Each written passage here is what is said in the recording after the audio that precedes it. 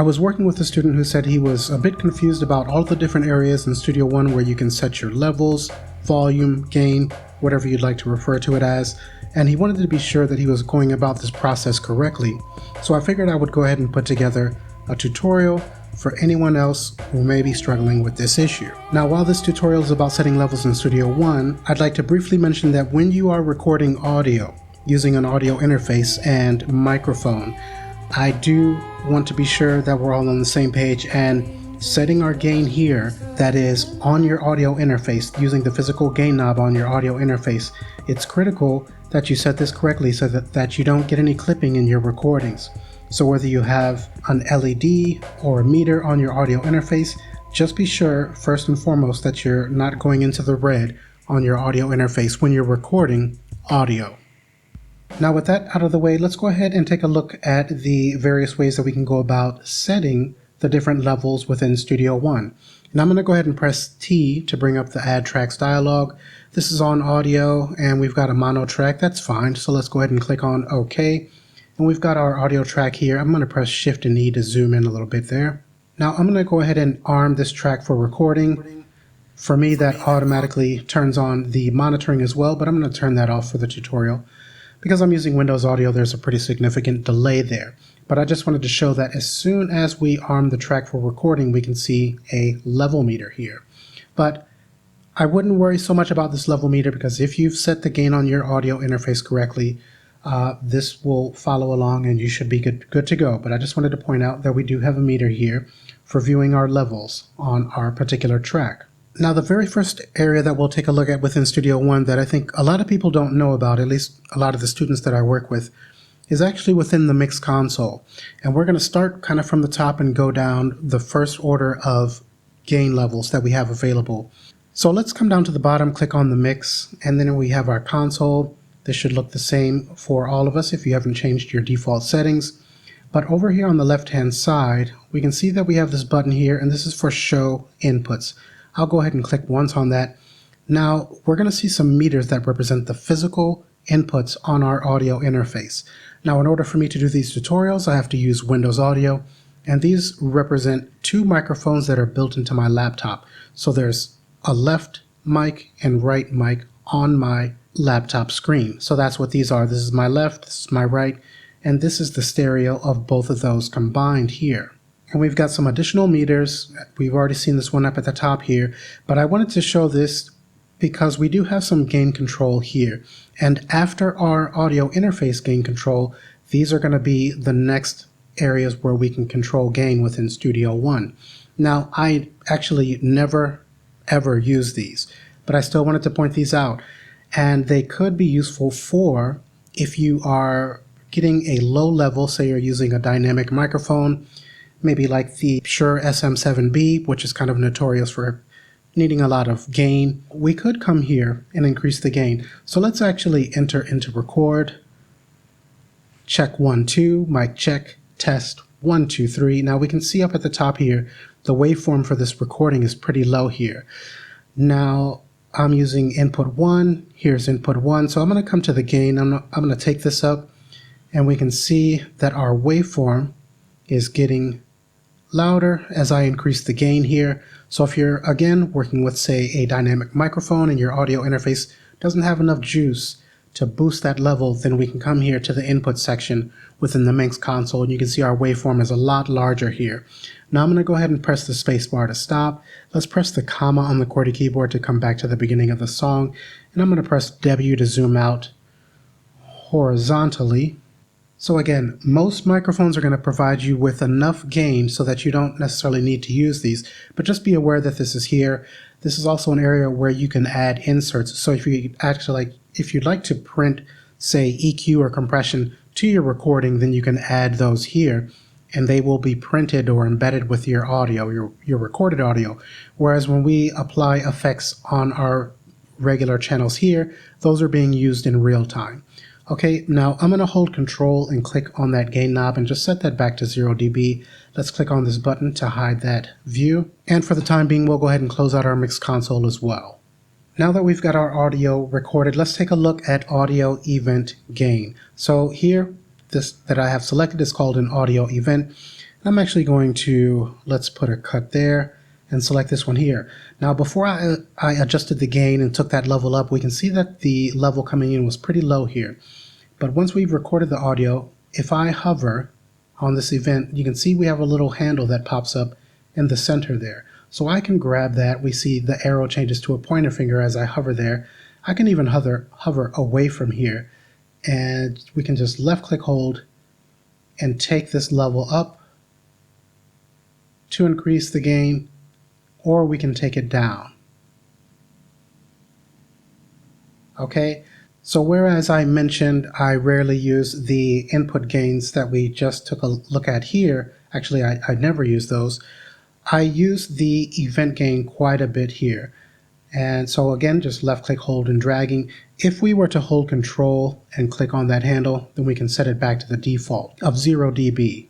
Now, if we'd like to be very specific and manually enter a value for the gain, whether it's boosting or reducing, we can open up the inspector by clicking on the eye here. Let's come down to this bottom panel. We'll hover at that border and pull this up. Now we can see the gain here. And if you take note, it's on 0 dB. If I hover on that handle, left click hold and drag down, we can see that that's changing here. So these work in tandem with each other. So I'll click once. Let's just put in 10, I'll press enter, and now our gain, actually I put in a 9 here. Let's do 10. Okay, so now that's correct. We've added 10 dB of gain. If I were to come to the handle here and then just left click and hold, we can see that it says 10 dB there as well. I can also come back to the inspector, hold control and click here. That will take it back to the default of 0 dB. Now, I generally use the event gain in an instance where, say, I provide mixing services, and sometimes I'll have clients send in multi-tracks or stems where the waveform is pretty small here. So I like to have a better visual of what's going on within their song. So I'll come to the handle and take this up just so that when I'm working on my mix, I can see where the actual audio information is located at, especially if I'm doing something like gain staging or trying to find out where a click or a pop is that may be in their recorded audio. Now, we do have a data zoom down at the bottom here, and if I were to left click hold and take this up, we can see that's going to increase the size of our waveform as well, but this is not boosting or cutting the gain. And also, let's right click on this track and we'll duplicate complete. Now, it's also going to affect the waveform for every single track in your song, and I usually don't want that behavior, so that's why I specifically use the event gain here. Let's Shift and T to remove that second one out. Now, I also find the audio event gain useful in instances where I have multiple events on the same track, and say 90% of them I'm happy with the level, but I just have one or two that I'd like to adjust. So let's come up to the top here and click on this paper icon, switch over to this different song. So here for this vocal synth track, I've got multiple events here, and say I'm happy with these two on the outside, but this center one, I want to take this down a little bit. Then I can use this event gain and just take this one down while keeping these at their original levels. So that event gain can provide you with flexibility in adjusting the different levels of multiple events that you may have on a single track. Let's go ahead and undo that, and we'll hop back over to our other song here. And let's close out our inspector. Next, let's take a look at the clip gain envelope. So if we select a particular event, let's actually come over a little bit. I'm going to right click on this, and we have a checkbox for gain envelope. So I'll go ahead and select that. Now we can see we have this horizontal white line that's been added here. Now what we could do is, let's say, come here and add a point, come here and add a point, and just be aware that when you're adding these points, they will be affected by snap if you have that on, as well as the quantized value. So as I hover and move across this horizontally, you can see that vertical white line is snapping to the quarter note subdivisions, and that's because our quantized value is set to quarter note and our snap is on. If I take the snap off, then you can see we can more freely place these points. And after I've added some points, I can then come up to the top. The trim tool becomes active as I come to the top, then I can left click hold and drag this down or up to increase the gain of this particular section. I can click once to add a point here, and then left click and hold and drag that point down like so. Now let's go ahead and undo those points, and I'm going to, our Smart tool is active because this bracket is on, so when I hover at the top, our Range tool is active. And so let's go ahead and select a range. Say I'd like to adjust this range and take that down. Now I can hover at the top. We have the Trim tool, and I can pull this down. Over here, this is a bit loud, so let's come to the top. Actually, let's double click to take that out. Our Range tool is active. I can left click, hold, and drag to the right, come up to the top. Our Trim tool becomes active, and then I can left click, hold, and drag to bring this down. Now for me personally, I tend to use the clip gain envelope mostly for vocals. So sometimes there may be extreme peaks like this one here. If we undo that adjustment, we can see that this one is a bit louder than everything else in the waveform here. And so if I'm going to run this into a compressor, I may not want to have extreme peaks triggering that compressor too much. And so I'll go ahead and make some adjustments before it reaches the compressor with this gain envelope. Okay, let's go ahead and remove all of our points. And I'm going to right click. If we have added made adjustments to the gain envelope, we can also bypass those if we'd like to temporarily turn it off with this button here. But I'm going to go ahead and hide the gain envelope by clicking on the checkbox. And let's move on to the mix console. We'll come to the bottom right, click on mix, and I'm going to press Shift and I to show our input controls. Okay, and this just shows up here at the top of our console. Now I added Shift I as a shortcut. That's not going to be available by default. And so if you haven't set up a shortcut to access your input controls, you can come over to the wrench icon, and then here under channel components, we have input controls. So if I deselect, we can see that that goes away. But I'll go ahead and reselect that. Now this input control that we have available for all of our channels is where I do my gain staging before I begin a mix. For me, I always do the gain staging. So this is probably one of the most important areas where I set my levels. Now some people will say that it's a waste of time to gain stage your individual channels. Now I think a lot of those people, they're gain staging their hardware interface before they record their instruments. So they're getting kind of a balanced level for all of their instruments while they're recording, so that then when they're finished, the levels for their instruments are pretty much the same or close to it. But for me, particularly if I'm working on a mix for a client, they may send me some tracks where the levels are set around here and then some of the other ones are here. So then these are going to go into our console at different levels, and so say for this one, I may want to pull the fader down, and this is going to end up in an area with less resolution. I don't want it down there.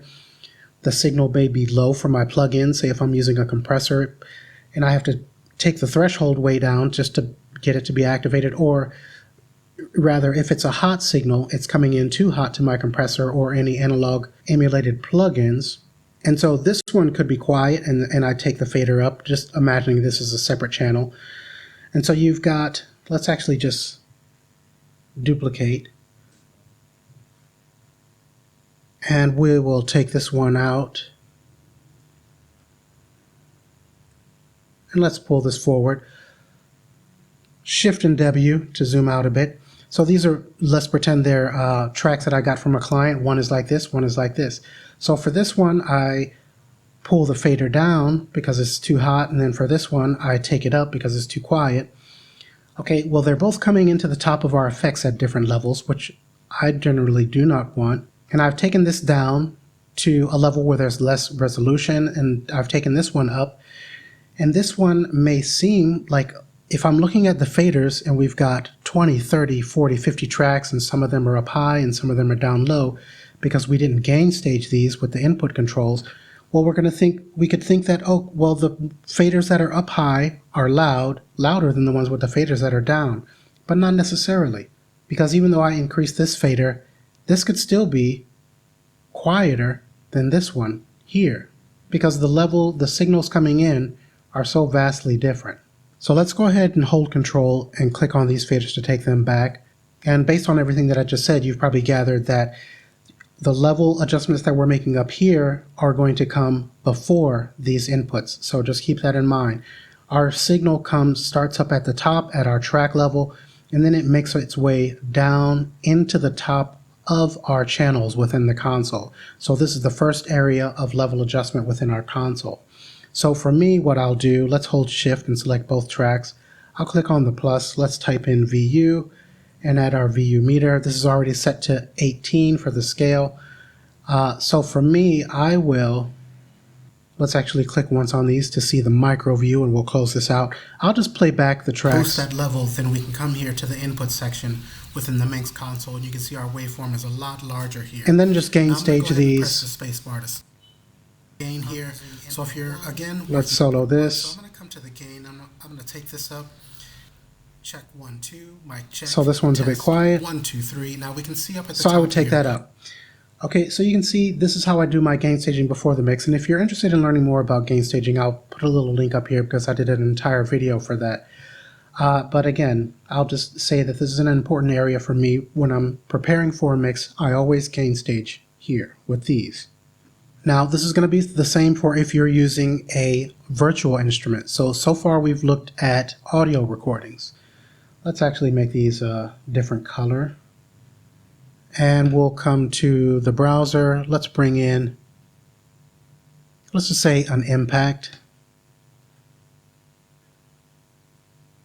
And we'll just choose a kit here. Now, these pads are being sent out on different channels. So you can see this is 6, this is 6, this is going out on channel 2, and so on. Let's close that out. So then when we come to our mix console, we only see one channel, but that's because the folder is collapsed here. But once I click on this folder icon, we can see that the drums, let's click on this to open up our impact, are being sent out on discrete channels. Now, and this is yet another area. Each of these particular pads has its own level control. So the hat, I've taken that up, but if we come to the clap, that's on 0 dB. Now, I generally do not adjust the levels on virtual instruments. I will always keep these just at their defaults. You may see me adjust these in a tutorial, but that's just because I'm quickly working and I'm just doing it just to be quick. But generally, whether it's impact or if we bring in a third-party instrument, so here's the level for our Hive, I'll generally just leave this as it is. Unless I'm working on my own patch and somehow it turns out really low, I may take it up, but 98% of the time when I'm working on my music, I do not adjust the volume levels on my instruments. I will gain stage them. So let's actually double click and add a MIDI part here, and let's double click again. We'll just add a really long MIDI note. Come back to our mix console and we'll solo the Hive and play this back. And so what I would normally do, add that VU meter, and we can see that that's coming in pretty hot there. We'll close that out, click once to see our micro view, and use the gain control just like we saw with the audio, and take that down to where it's generally around 0 dB or minus 18 dBFS. Now again, if I'm doing a tutorial, if I'm working on a track and I'm just really quickly wanting to control the volume, I may grab the fader here. On rare occasions, I may grab the output here, but I'll generally just put this back to the default, and then when I begin my mix, I'll set my faders back to the defaults or do a save as, create a new song, set all the faders back to the default of 0 dB, and then do my gain staging, and then create my rough mix with the faders here. And then I'll work on my plugins. So speaking of which, we need to move on to the plugins and take a look at setting levels or gain staging our plugins as well. Let's click once to hide these micro views, and let's come to our vocal track. Click on the plus, type in PRO for our Pro EQ. Okay, so we gain stage this already to 0 dBFS or 0 dB VU, but if we were to boost that level, then we can come here to the input section and we can see that our waveform is getting some boost louder as I increase the gain here. So if you're again working, and of course I wouldn't recommend doing insane boost like this if you don't need to. And also it's generally better to try to do cuts. But if we do a cut or a boost, in this instance we're boosting pretty hardcore here, take a look at the input level coming in versus the input level going out. Let's play that back again. With, say, a dynamic microphone. Okay, so we're coming in here. To boost that level, then we can come we're going out a lot louder. So this is the other area where we need to be mindful of our gain and level settings. Now I could come to the auto. Let's actually take out, let's bypass the gain envelope. And we're just going to focus on this portion here where the level is pretty consistent. Let's come up here. So if you're again okay, so we can see because of these boosts, we're going out a lot louder on our output. If I do the auto gain, now you can see the Pro EQ is going to take that back down so that our signal coming in is going to be the same going out as far as its level is concerned. We're still making use of the adjustments that we've made, the boost to these frequency ranges, but we want to keep that same consistent -18 level moving on to our next processor, for me, which would typically be a compressor. So let's click on the plus, COM, press enter for that compressor. Okay, now say we make some adjustments to our compressor. We can hear that that's getting quieter. We can see here the level is louder than what is going out. We can make use of the auto gain here. I don't like using the auto gain on the compressor, the native compressor in Studio One though, because it doesn't work that well. It always takes it up louder. So again, when we listen back, we can see our level coming in, but it's going out a lot louder. So I don't use that. If I use the compressor, the native compressor, and I'll just manually adjust to my ear, also using the level meters as a reference to get these matched up pretty well, because we want that signal level to be consistent as it travels down through from the top where we gain stage down through our various processors and effects, especially if we're using analog emulated plugins that like to have a specific signal level for their kind of sweet spot where to begin at before you start to drive things and add saturation. Okay, so just a quick recap. We start from the top with our tracks, and then we make our way down into the individual channel for the track. We start at the top with our input gain. We make our way through our plugins where we need to be sure we're gain staging in between those. We then come down to our fader. And so if I play back again, this is going to adjust the level going out to our main output, which is our final output. Okay. So again, the signal is coming from the top down to the bottom. The fader is our final control, unless we are routing our channels to a bus. So let's right click in an empty area here and I'll add a bus channel. Now, right now we can see that this is going to our main, but if we click here, let's choose bus 1. That's what we just added here. And now when I play this back, I can use the bus channel to adjust its level. And in most situations, we're going to be routing, say, a drum kit. If we recorded a drum kit with 8 mics, 12 mics, we'll route those to a drums bus, and then we adjust the individual drums discretely. Then we have one main control for our drum kit on the bus. Now we can look at the impact for this as an example. This is the virtual drum machine, but these sounds, let's solo our impact. If you notice, these sounds are coming out on different channels. So as we saw with the Hive, it had its own volume control, and the impact we have, while the clap is selected, I could take this gain up for the amp, and then when I click on the snare low, its amp is still on 0 dB. So we also have controls for instruments like this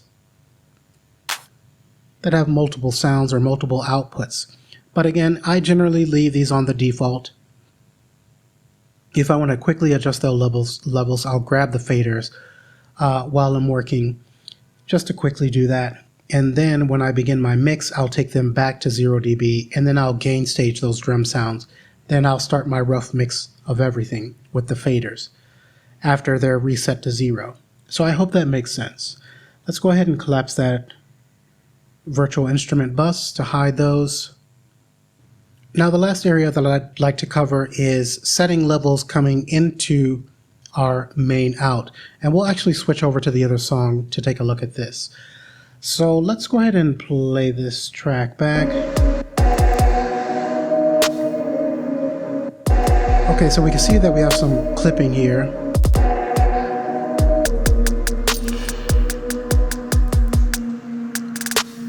Now, one thing that we could do is just select all of our channels and then take the faders down. Let's reset our clip counter, play this back. Let's take them down a bit more. Okay, so that did get rid of the clipping there, but that's not really the method that I prefer or recommend. So let's actually undo that change with those faders taken down. What I will do is come over to our inserts on the main out. Let's type in mix to add our mix tool. We'll left click hold and drag that to be the first insert in our chain. I'll click on the plus again, type in VU. Let's bring in a VU meter.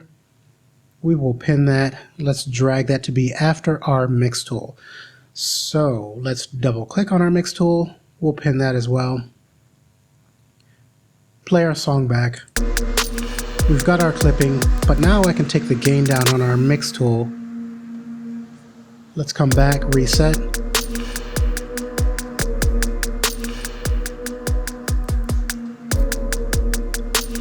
Okay, so we got rid of that by taking this down. We can also gain stage and prepare the audio level for the plugins that are going to be following here.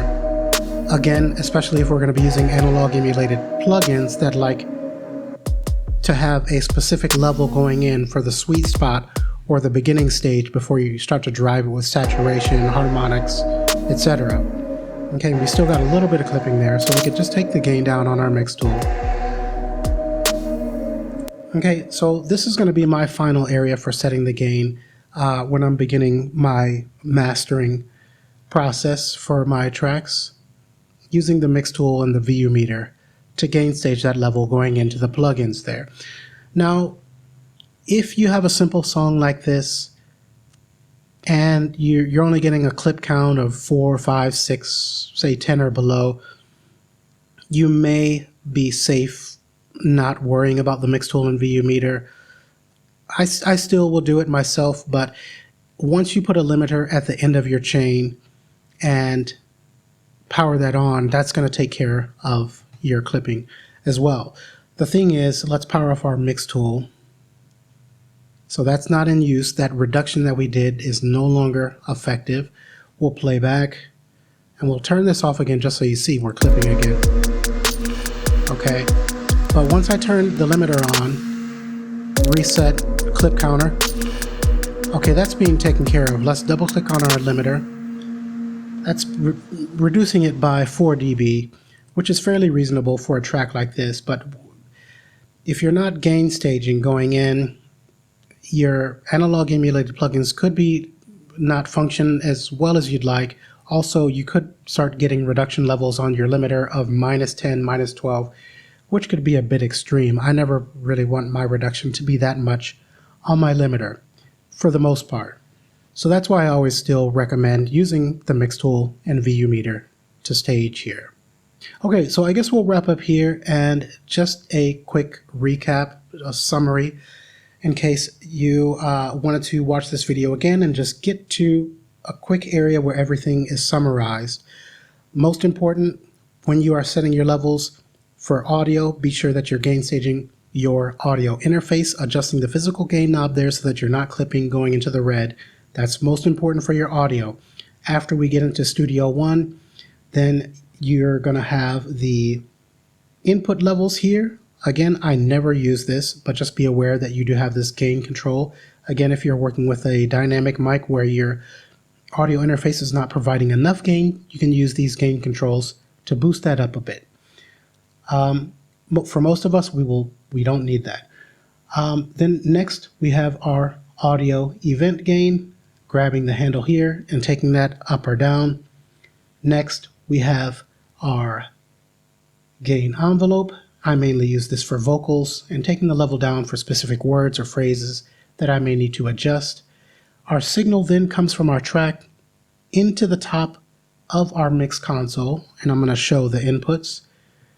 This is where I then gain stage the level coming in to -18 dBFS.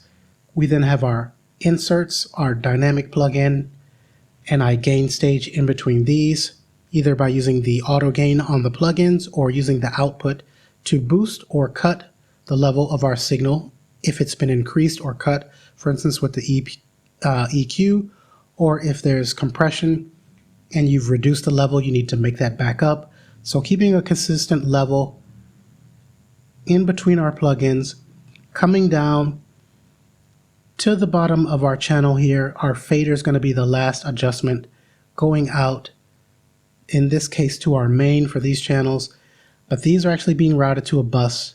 So since they're routed to this bus, the bus fader is going to be the last place of level adjustment before it hits our main out. And then we have our main out fader, which I generally always keep at 0 dB. I just gain stage with the mix tool and VU meter to keep a consistent level. Going into my plugins, a limiter at the end of the effects chain within the inserts, and that's it. So guys, I hope that this tutorial has been helpful and not made things more confusing. If you have any questions, definitely leave me a comment below and we'll wrap up here. Also, just know that I do provide one-on-one training for Studio One and mixing. If you're interested in that, check out the pinned comment below or the description area of this video. And otherwise, I hope to see you in the next tutorial. Thanks for watching.